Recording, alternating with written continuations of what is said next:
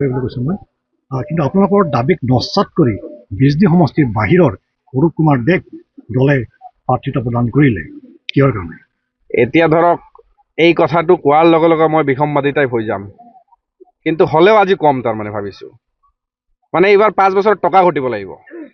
কিন্তু অহংকাৰ বস্তুটো খুব দুখ পালে এটা বস্তু যে আজি 15 দিন 1 মাহ আগৰ পৰাই চলি আছে। মই হেলিকপ্টাৰ দিছোঁ, তেতিয়াহ'লে কোনোবা নেতাক আমি অহাবাৰ হেলিকপ্টাৰ দিম। তাৰমানে হেলিকপ্টাৰ দিছোঁ, অমুকক কিনি পেলাইছোঁ, অমুকক পকেটত কিনি পেলাইছোঁ, অমুকতে বিজনীৰ কি জানে।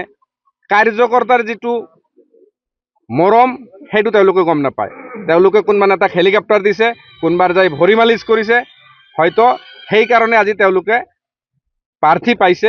মই ভৰি মালিচ কৰিব পৰা নাই বা মই হেলিকপ্টাৰ দিব পৰা নাই, কিন্তু এইবাৰ যিটো বিজনীবাসীৰ মৰম পাইছোঁ সেইটো মোৰ কাৰণে যথেষ্ট। কিন্তু পৰিকল্পনাটো অনাগত দিনত কিন্তু মই চেঞ্জ কৰি ল'ম।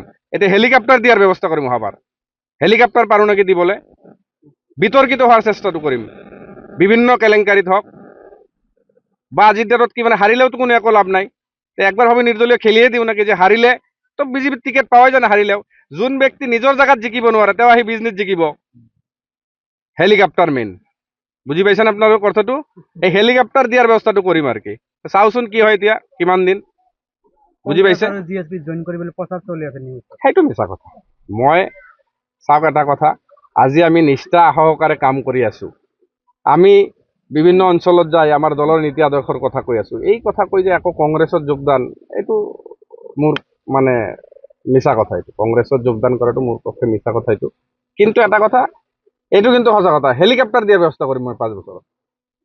হেলিকপ্টাৰ এটাই বস্তু, হেলিকপ্টাৰ। আৰু হেলিকপ্টাৰে কিমান দূৰ লৈ যায় বিজনীবাগীৰ ওচৰত এইটো চাম। আমাৰো আৱেগ আছে বিজনীত। সবচে দুখৰ বিষয়